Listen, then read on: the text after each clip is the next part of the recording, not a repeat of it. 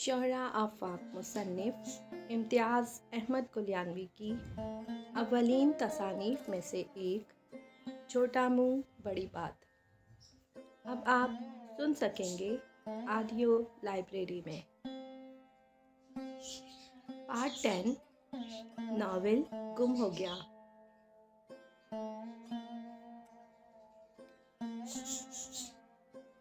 यूँ तो खैर मैं खूबियों का मजमुआ हूँ और मेरी अक्ले कामिल के मुताबिक इस वक्त दुनिया में मेरे मुकाबले का कोई दूसरा आदमी नहीं है।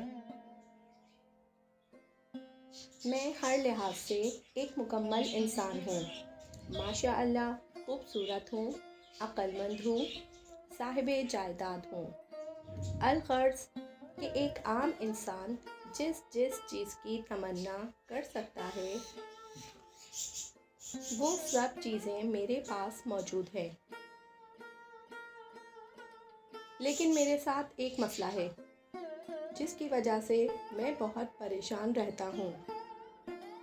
इस मसले की वजह से अक्सर तो सूरत हाल मज़हका ख़ेज़ हो जाती है, लेकिन बाज़ औक़ात सूरत हाल इतनी संगीन भी हो जाती है कि खुदा की पनाह।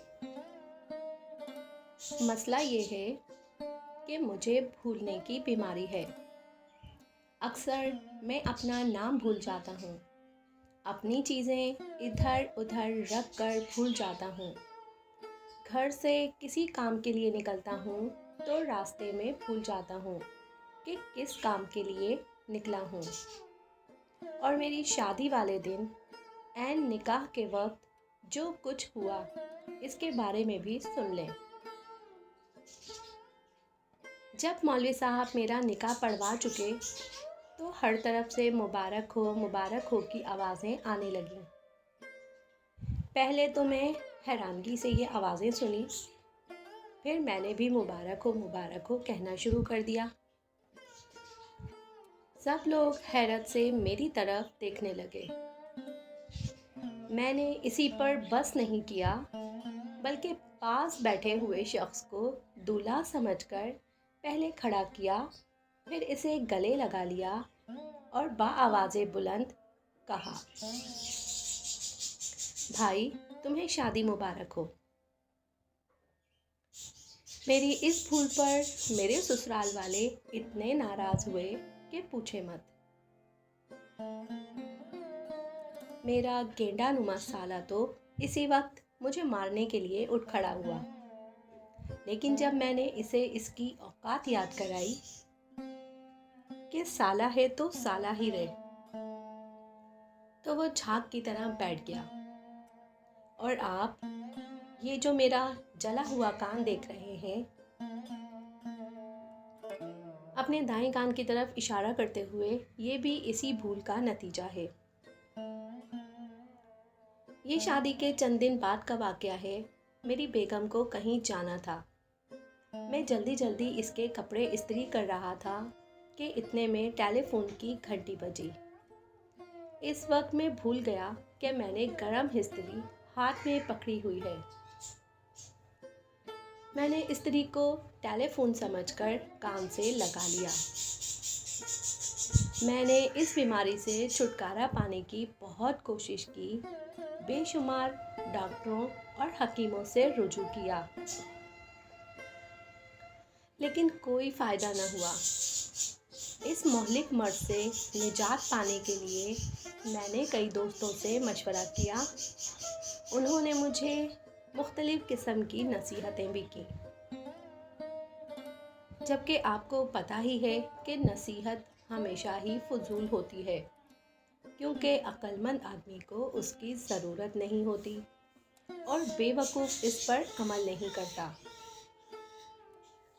चुनाचा ये नसीहतें मुझे भी कोई ख़ास फ़ायदा ना दे सकीं और मेरा मसला जूं का तूं रहा। मेरी इस आदत से मेरे दोस्त भी अक्सर परेशान रहते थे। एक शाम की बात है, मैं अपने एक जानने वाले की शादी में शिरकत के लिए तैयार हो रहा था। तैयारी तो थोड़ी देर में मुकम्मल हो गई, मगर मैं अपनी ऐनक कहीं रख कर भूल गया। बाहर सब दोस्त मेरे इंतज़ार में खड़े तप रहे थे और मैं एक एक चीज़ को उलट पुलट करके ऐनक ढूंढ रहा था। मुझे ज़्यादा गुस्सा इस बात पर आ रहा था कि थोड़ी देर पहले मैं ऐनक हाथ में पकड़े हुए था। मैंने अपनी तमाम जेबें टटोल कर देखी, फिर अलमारी, फिर फर्श, मेज़, कुर्सी के नीचे, अलगर्ज के पूरा कमरा छान मारा, लेकिन मुझे ऐनक नहीं मिली। जबकि मुझे यकीन कामिल था कि ऐनक इसी कमरे में है। उलट पुलट का शोर सुनकर मेरी बेगम अज़ाबे इलाही की तरह नाजिल हो गई और गुस्से में बोली, क्या ढूंढ रहे हो? मैंने मिस्कीन सूरत बनाकर कहा, बेगम, जान की अमान पाऊँ तो कुछ अर्ज़ करो। मैं अपनी ऐनक कहीं रख कर भूल गया हूँ। मेरी बेगम ने पहले तो हैरत से मेरी तरफ देखा, फिर मुझे बाजू से पकड़कर कद्दे आदम आईने के सामने ले गई और मुझसे बोली, कवाची गां। मेरी बेगम कभी कभी प्यार से मुझे कवाची गां कहती है। जरा आईने में अपना थोबड़ा तो देखो। मैंने आईने में अपना चेहरा देखा तो खुदा की कुदरत पर अश अश कर उठा। न जाने कब से ऐनक मेरे कान पकड़े मेरे नाक पर जमी हुई थी और मैं इसे पूरे कमरे में तलाश कर रहा था।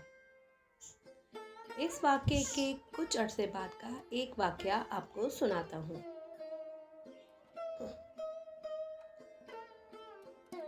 हुआ यूँ कि मैं एक ड्राइंग रूम में बैठा अपने एक जानने वाले से बातें कर रहा था। कुछ देर बाद खाने का वक्त हो गया। मैंने नौकर को खाना लगाने का हुक्म दिया। हम दोनों मिलकर खाना खाया। फिर मैंने चाय मंगवाई। चाय पीने के बाद फिर बातों का तवील सिलसिला शुरू हो गया।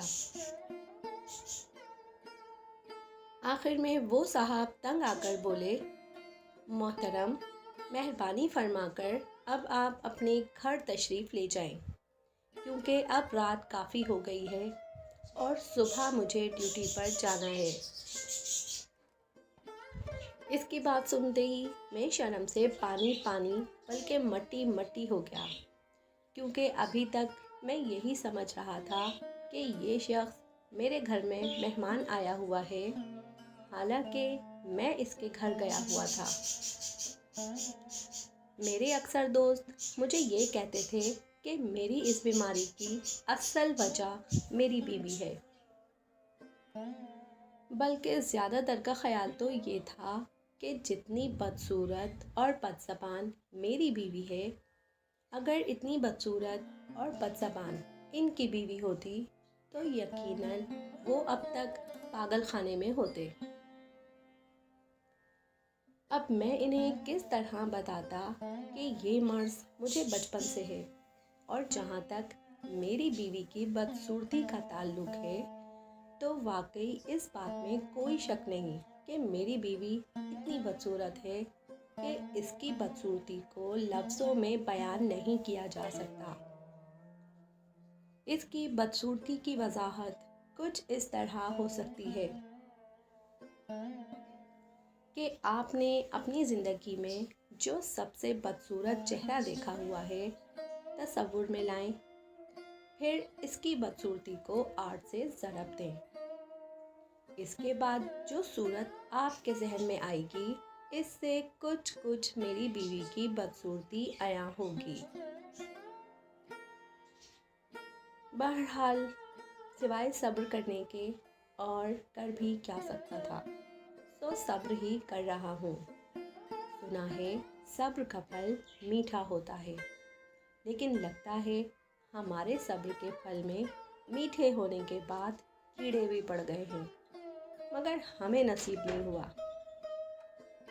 देखें, बातों ही बातों में शब ख्याल कहाँ से कहाँ पहुँच गया। एक बात और मैं आपको बताता चलूँ کہ ساری دنیا جانتی ہے کہ مجھے بھولنے کی بیماری ہے، لیکن میری بیوی کہتی ہے کہ مجھے کوئی بیماری نہیں ہے، میں صرف بہانے بناتا ہوں۔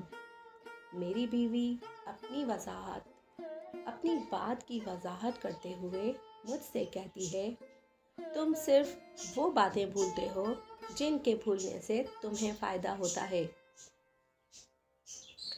مثال کے طور پر، میں تمہیں بازار سے مختلف چیزوں کی خریداری کے لیے کہتی ہوں۔ تم آلو، پیاز، آٹا، دالیں وغیرہ تو لے آتے ہو، لیکن لپسٹک، نیل پالش، پاؤڈر، کریم وغیرہ بھول جاتے ہو۔ کبھی کبھی پڑوسن کے گھر میں گھس جاتے ہو، کوئی دیکھے تو فوراً بول اٹھتے ہو کہ میں اپنے گھر کا دروازہ سمجھ کے بھولے سے گھس گیا تھا۔ کبھی ایسا نہیں ہوا کہ تم نے کھانے کا نوالا توڑ کر منہ کے بجائے بھولے سے کان میں ڈال لیا ہو، یا کھانے کی میز پر بیٹھو اور کھانا بھول جاؤ اور کھائے بغیر ہی اٹھ جاؤ، یا رات کو سونا بھول جاؤ۔ بیوی کی ایسی چلی کٹی باتیں سن کر میں کھسیانی ہنس کر خاموش رہتا، کیونکہ ایک کمزور آدمی اس کے سوا کر بھی کیا سکتا ہے۔ یہ بات میں مانتا ہوں کہ اس بیماری کی وجہ سے کبھی کبھی مجھے فائدہ بھی ہوتا ہے، لیکن اس بیماری کی وجہ سے مجھے جو الجھن ہوتی ہے اور جو پریشانی مجھے اٹھانی پڑتی ہے، اس کا تصور بھی صرف میں ہی کر سکتا ہوں۔ شیکسپیئر کے ایک ہونہار شاگرد مولوی تھا کا قول ہے، سردی کی شدت میں وہ چبھن نہیں جو بیوی کے کوسنوں میں ہے۔ مجھے اس قول کی صداقت کا اتنا ہی یقین ہے جتنا کہ اپنے انسان ہونے کا۔ اس لیے میں بیوی کے کوسنوں سے بچنے کے لیے مختلف طریقے سوچنے لگا۔ کافی سوچ بچار کے بعد سب سے بہتر طریقہ یہی لگا کہ اگر کسی طرح اس بھولنے کی بیماری سے جان چھوٹ جائے تو میں بیوی کے عذاب سے بچ جاؤں۔ بھائیو، میں نے قبر کا عذاب تو دیکھا ہی نہیں، لیکن اس دنیا میں بیوی کے عذاب سے بڑھ کر کوئی عذاب نہیں۔ آخر ایک مرتبہ جی کڑا کر ایک بابا سوا ستیاناسی کے پاس جا پہنچا، لیکن اس سے کوئی فائدہ نہیں ہوا۔ اس کے بعد سائیں مرچو، سائیں پیازو، سائیں نمکو، سائیں 7 گز اور بابا 9 گز کے درباروں پر حاضریاں دیں، منتیں مانی، مگر میری مراد بڑھ نہ آئی۔ اللہ جانے میری دعاؤں میں خلوص نہ تھا، یا ان بابوں نے مجھ جیسے کنگلے کو لفٹ کرانا اپنی شان کے خلاف سمجھا۔ پھر جب میں ہر طرف سے مایوس ہو گیا تو میں نے یہ ارادہ کر لیا کہ چلو خودکشی کر کے ہی اپنی زندگی کا خاتمہ کر لیتے ہیں، تاکہ نہ رہوں میں، نہ چلائے بیگم۔ میں نے خودکشی کے مختلف طریقوں پر غور کیا تو مجھے سب سے آسان طریقہ یہی لگا کہ پانی میں ڈوب کر جان دے دوں، تاکہ لوگ مجھے شرم و حیا کا پیکر سمجھیں اور میرے عزیز و اقارب اس بات پر فخر کر سکیں کہ ہمارا رشتہ دار شرم سے ڈوب مرا۔ پھر اس طرح سے مرنا آسان بھی ہے کہ جاؤ اور چپ چاپ سمندر کے کنارے لیٹ جاؤ، باقی کام پانی کی لہریں خود کر لیں گے۔ جب میں نے اس طرح سے اپنی زندگی کے خاتمے کا قطعی فیصلہ کر لیا تو ایک اور مسئلہ سامنے آ گیا کہ جہاں میں رہتا ہوں وہاں قرب و جوار میں کوئی سمندر ہی نہیں، اس لیے مجبوراً خودکشی کا ارادہ بھی ترک کرنا پڑا۔ ایک دن حالات سے تنگ آ کر میں نے اپنی بیگم کے سامنے دست بدستہ عرض کی کہ برائے مہربانی مجھے اس بیماری سے نجات دلاؤ۔ اللہ تمہیں اس دنیا سے نجات دلائے گا۔ میری بات کا مفہوم سمجھے بغیر میری بیوی خوش ہو کر میری حالت زار پر غور کرنے لگی۔ پھر ایک دم خوش ہو کر بولی، تمہاری بیماری کا علاج میری سمجھ میں آ گیا ہے۔ میرے استفسار پر میری بیوی نے مجھے تفصیل بتاتے ہوئے ایک واقعہ بھی سنایا کہ ایک شطرنج کا کھلاڑی کسی وجہ سے پاگل ہو گیا۔ اس کو کئی ڈاکٹروں کے پاس لے گئے لیکن ٹھیک نہ ہوا۔ آخر ایک مشہور ماہر نفسیات کے پاس لے جایا گیا۔ ماہر نفسیات نے اس کے لیے یہ تجویز کی کہ اگر یہ 1 ماہ تک کسی کے ساتھ شطرنج کھیلتا رہے تو اس کی دماغی حالت درست ہو جائے گی۔ وہ پاگل 1 مہینے تک ایک صحت مند شطرنج کے کھلاڑی سے شطرنج کھیلتا رہا۔ 1 ماہ کے بعد وہ پاگل تو ٹھیک ہو گیا، لیکن جو صحت مند آدمی اس پاگل کے ساتھ شطرنج کھیلتا رہا وہ پاگل ہو گیا۔ میں نے کچھ نہ سمجھتے ہوئے کہا، اس واقعے سے میری بیماری کا کیا تعلق؟ میری بیوی بولی، لو گواچی گاں، سمجھا کرو۔ بعض کام ایسے ہوتے ہیں جنہیں کوئی صحت مند آدمی کرے تو وہ بیمار ہو جاتا ہے، اور وہی کام اگر بیمار کرے تو وہ صحت مند ہو جاتا ہے۔ اب ہمارے ہاں جو لوگ شاعر یا نثر نگار ہیں وہ آہستہ آہستہ غائب دماغ بن جاتے ہیں اور پھر ان کو بھولنے کی بیماری لگ جاتی ہے۔ چونکہ ماشاء اللہ تم پہلے ہی غائب دماغ ہو اور بقول تمہارے نہیں بھولنے کی بیماری بھی ہے، اس لیے تم اگر شاعر یا نثر نگاری شروع کر دو تو یقیناً تم پر الٹا اثر ہوگا اور تمہیں اس بیماری سے نجات مل جائے گی۔ اگر واقعی نہیں بھولنے کی بیماری ہے تو۔ میں نے خوش ہو کر کہا، بیگم واہ بھائی، تمہاری عقل کو تو داد دینی چاہیے، کیا دور کی کوڑی لائی ہے تم نے۔ لیکن تمہیں پتہ ہے آج کل انسان بننا تو آسان ہے مگر شاعر بننا مشکل ہے۔ اور پھر مجھے یہ بھی پتہ نہیں کہ مقطع کسے کہتے ہیں اور مطلع کسے کہتے ہیں، میں کیا خاک شاعری کروں گا؟ میری بیگم بولی، تمہارا کیا خیال ہے کہ آج کل جو شاعر بنے ہوئے ہیں ان سب کو پتہ ہے کہ مطلع کیا ہوتا ہے اور مقطع کسے کہتے ہیں؟ میری بیگم نے کسی نقاد کی طرح تبصرہ کرتے ہوئے مزید کہا، بعض شاعر ایسے ہوتے ہیں جنہیں اپنے نام سے کتابیں چھپوا لی ہیں لیکن انہیں ابھی تک آمد اور آورد کا فرق پتہ نہیں، اور نہ ہی انہیں یہ پتہ ہے کہ شاعری کس چڑیا کا نام ہے۔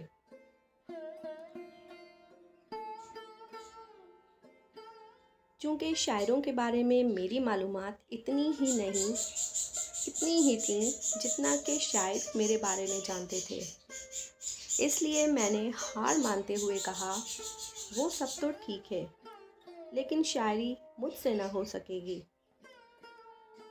کیونکہ شعر کہنا تو دور کی بات، میں نے آج تک شعر پڑھا ہی نہیں۔ میری بیگم مصلحت آمیز انداز میں بولی، اچھا تو تم ایسا کرو کہ ناول لکھنا شروع کر دو۔ میں نے اسی طرح حیرت سے بیگم کی طرف دیکھا جیسے اس کے سینگ نکل آئے ہوں۔ پھر کہا، بیگم میں ناول کس طرح لکھ سکتا ہوں، مجھ سے تو خط تک ڈھنگ سے لکھا نہیں جاتا۔ بیگم نے تنگ آ کر کہا، پہلے یہ بتاؤ واقعی تم اس بیماری سے نجات حاصل کرنا چاہتے ہو کہ نہیں؟ اور اگر اس نام نہاد بیماری سے نجات حاصل کرنا چاہتے ہو تو فوراً ناول لکھنا شروع کر دو۔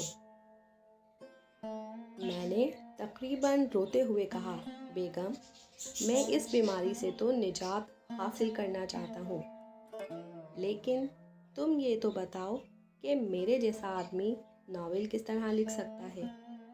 بیگم بولی، لکھنا کوئی اتنا مشکل نہیں ہے۔ ظاہر ہے بڑے سے بڑے رائٹر نے بھی زندگی میں کبھی پہلا ناول تو لکھا ہوگا۔ بس تم اتنا کرو کہ ناول میں اپنے حالات زندگی لکھنا شروع کر دو۔ تم نے جب سے ہوش سنبھالا ہے اور جو حالات و واقعات تمہارے ساتھ پیش آئے ہیں، تھوڑا سا مرچ مسالہ ڈال کر انہیں ہی قلم بند کر دو۔ میری بیگم نے مجھے سمجھاتے ہوئے کہا، اور سب سے زیادہ مزے کی بات تمہارے لیے یہ ہے کہ اس ناول کے ہیرو تم خود ہوگے، کیونکہ every one is the hero of his own life story. یہ وقت بھی کیا چیز ہے، بعض اوقات ایسے حالات پیدا کر دیتا ہے کہ آدمی وہ کام بھی کرنے پر مجبور ہو جاتا ہے جن کے بارے میں زندگی میں کبھی سوچا ہی نہیں ہوتا۔ چنانچہ میں بھی ناول لکھنے کے لیے تیار ہو گیا، حالانکہ مجھے پتا تھا کہ میرے لیے ناول لکھنا اتنا ہی مشکل ہے جتنا کہ عبدالستار ایدھی کے لیے مقابلہ حسن میں حصہ لینا یا کسی سیاست دان کے لیے سچ بولنا۔ میں نے سب سے پہلا کام یہ کیا کہ دفتر سے 6 ماہ کی چھٹی لے لی، بیگم کے حکم سے، اور ایک کمرے میں بند ہو کے ناول لکھنے لگا، بیگم کے حکم سے۔ میں اگر کہیں آ جا سکتا تھا تو بیگم کے حکم سے، اور کوئی مجھے مل سکتا تھا تو وہ بھی صرف بیگم کے حکم سے۔ ناول لکھنے کے بہانے جب میری قید تنہائی کا آغاز ہوا تو پہلے دن سے ہی مجھ پر ایسی سختیاں شروع ہو گئیں کہ میرے 14 تو کیا 15 طبق روشن ہو گئے۔ لیکن مجھے اس کا ایک فائدہ بھی ہوا، میرے ذہن میں ناول کا پلاٹ اور نام آ گیا۔ چنانچہ میں نے مظلوم شوہر کے نام سے ناول لکھنا شروع کیا۔ جیسے جیسے میں نے ناول لکھتا گیا، میرے ذہن کے بند دروازے خود بخود کھلنا شروع ہو گئے اور روز بروز میری تحریر میں نکھار آتا گیا۔ آہستہ آہستہ مجھے اپنی زندگی کے وہ واقعات بھی یاد آنے لگے جو کبھی میرے ساتھ پیش ہی نہیں آئے تھے۔ آخر کار میری محنت رنگ لے آئی اور 4 ماہ 10 دن کی مشقت کے بعد میرا ناول مکمل ہو گیا۔ ناول کیا تھا، میں نے کلیجہ نکال کر کاغذ پہ رکھ دیا تھا۔ ناول اتنا زبردست اور شاندار تھا کہ مجھے خود حیرت ہو رہی تھی کہ اتنا بہترین ناول میں نے کیسے لکھ لیا۔ پھر میں نے یہ سوچ کر خود کو مطمئن کر لیا، یقیناً میرے اندر بچپن ہی سے ایک رائٹر چھپا ہوا تھا جسے گردش حالات نے باہر نہ آنے دیا۔ مجھے جب تھوڑا سا موقع ملا تو میرے باطن میں چھپی صلاحیتیں ابھر کر سامنے آ گئیں۔ اب مجھے اس بات کا زیادہ افسوس ہو رہا تھا کہ میں نے پہلے ناول کیوں نہ لکھا۔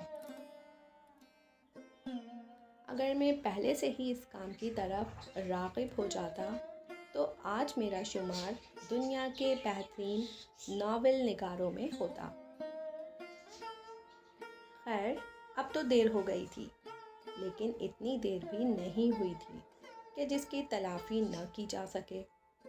مجھے یقین تھا کہ میرا یہ ناول ادب کی دنیا میں تہلکہ مچا دے گا، اور اس پہلے ناول سے مجھے اتنی شہرت مل جائے گی جتنی کہ پروین شاکر کو اس کی پہلی کتاب خوشبو سے بھی نہ ملی ہوگی۔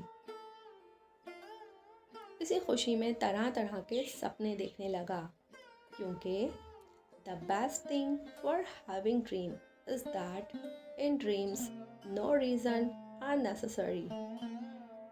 ناول مکمل کرنے کے بعد میں اسے چھپوانے کے بارے میں غور کرنے لگا۔ छपवाने से पहले मैंने नॉवल अपने एक प्रोफेसर दोस्त को दिखाया और इसकी राय तलब की। मेरा नॉवल पढ़कर प्रोफेसर साहब बहुत हैरान हुए। यकीनन दिल ही दिल में मेरी सलाहियतों का एतराफ़ कर रहे होंगे कि जो काम प्रोफेसर बनकर ना कर सके, मैंने एक आदमी होते हुए कर डाला। जब मैंने प्रोफेसर साहब से नॉवल के बारे में राय तलब की, तो राय देने के बजाय वो उल्टा मुझसे पूछने लगे, मोहतरम, ये नॉवल आपने नज़म में लिखा है या नसर में? मैंने फ़ख्र से जवाब दिया, जनाब, मेरा नॉवल नज़म और नसर का इंतहाई खूबसूरत इम्तिज़ाज है। मैंने कदीम रविश से हटकर सिन्फ़े नावल में जिद्दत पैदा करने की कोशिश की है। मेरी बात सुनकर प्रोफेसर साहब बोले, पता नहीं आप क्या कह रहे हैं। मेरी समझ में तो न आपकी बातें आ रही हैं और ना ही मैं ये समझ सका हूँ कि नावल में आप क्या समझाने की कोशिश कर रहे हैं। मैं फ़ौरन बोला, यही तो खूबी है मेरे नावल की कि हर किसी की समझ में नहीं आता। जिस तरह पिकासो की पेंटिंग्स हर किसी की समझ में नहीं आती, जिस तरह अशफाक अहमद के ड्रामे लोगों के सर के ऊपर से गुजर जाते हैं, इसी तरह मेरे नावल को समझना भी आम आदमी के बस की बात नहीं। मेरा नावल बड़ी स्पेशल चीज़ है। प्रोफेसर साहब मेरा नावल मुझे वापस करते हुए बोले, साहब, आपकी ये स्पेशल चीज़ आपको ही मुबारक हो। प्रोफेसर साहब से नावल का मुसव्वदा लेकर मैं घर आ गया। प्रोफेसर साहब की बातों से मुझे यकीन हो गया कि मैंने बहुत ही बेहतरीन नावल लिखा है। यकीनन उर्दू अदब की तारीख़ में ऐसा नावल किसी ने ना लिखा होगा। इसलिए प्रोफेसर साहब भी मेरे नावल को ना समझ सके। वाकई मेरा नावल कोई ऊंची चीज़ है। मेरा ये नावल उर्दू अदब में एक गिरां कदर इजाफा होगा। मेरे मुंह से मेरे नावल की बेइंतहा तारीफ़ सुनकर मेरी बेगम भी मेरा नावल पढ़ने पर मजबूर हो गई। नावल पढ़कर मेरी बेगम इतना गुस्सा हुई कि खुदा की पनाह। फिर मैंने बेगम को जब बताया कि मैं नावल छपवाने का भी इरादा रखता हूँ, तो मेरी बेगम को मेरी दिमागी हालत पर शुबा होने लगा। बेगम ने मुझे नावल छपवाने के इरादे से बाज रखने के लिए ये भी कहा कि नावल इंतहाई बकवास है। तुमने नावल क्या लिखा है, सारी घरेलू बातें लिख डाली हैं, वगैरह वगैरह। मगर मैं अपने इरादे से बाज ना आया, क्योंकि मुझे पता था बेगम चाहती ही नहीं कि मैं मशहूर हो जाऊं, इसलिए झूठ बोल रही है। जब मैंने नावल छपवाने के लिए मुख्तलिफ पब्लिशर से बात की, तो कोई भी राज़ी ना हुआ, क्योंकि आला पाए का नावल सतही सोच रखने वाले इन हजरात की समझ में भी ना आया। आखिरकार बड़ी मुश्किल से एक पब्लिशर मुझसे चंद नापसंदीदा शराइत तय करने के बाद नावल शाया करने के लिए राज़ी हो गया। मैं खुशी खुशी घर आया और बेगम को खुशखबरी सुनाई कि मेरा नावल शाया होने लगा है। बेगम हैरत से बोली, ऐसा कौन पागल है जो इस कचरे को शाया कर रहा है? फिर जब मैंने बेगम को बताया कि किन शराइत पर पब्लिशर नावल शाया करने के लिए राज़ी हुआ है, तो बेगम सख्त नाराज़ हुई। मगर मेरा मुसम्मम इरादा देखकर फ़ौरन ही खामोश हो गई।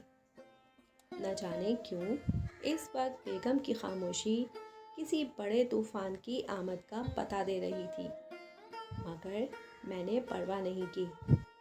अगले दिन मैं जब पब्लिशर के पास जाने के लिए तैयार हुआ, तो मैं नावल का मुसव्वदा ढूंढने लगा। پتہ نہیں کسی نے ادھر ادھر کر دیا تھا یا میں کہیں رکھ کر بھول گیا تھا۔ ڈھونڈتے ڈھونڈتے میں نے پورا گھر چھان مارا۔ مجھے وہ چیزیں تو مل گئیں جو ہفتوں پہلے گم ہوئی تھیں، لیکن ناول کا مسودہ نہ ملا۔ اس دن سے لے کر آج تک میں اپنے ناول کا مسودہ ڈھونڈ رہا ہوں، جو میں نے خونِ جگر سے لکھا تھا اور جس نے اردو ادب میں تہلکہ مچا دینا تھا، مگر افسوس کہ مجھے آج تک ناول کا مسودہ نہ مل سکا۔ ہاں، ناول لکھنے کا اتنا فائدہ ضرور ہوا کہ میں بھولنے کی بیماری سے میری جان چھوٹ گئی۔ جو آخری چیز میں بھولا وہ ناول کا مسودہ ہی تھا۔ اب میری بیگم مجھے گوچی گاں کا طعنہ نہیں دیتی۔ شاید اس کا ناول لکھوانے کا اور میرا ناول لکھنے کا مقصد پورا ہو گیا تھا۔ اگر آپ اس کتاب کو ڈاؤن لوڈ کرنا چاہتے ہیں تو ڈسکرپشن میں دیے گئے لنک کی مدد سے آسانی کے ساتھ اس کتاب کو ڈاؤن لوڈ کر سکتے ہیں۔ شکریہ۔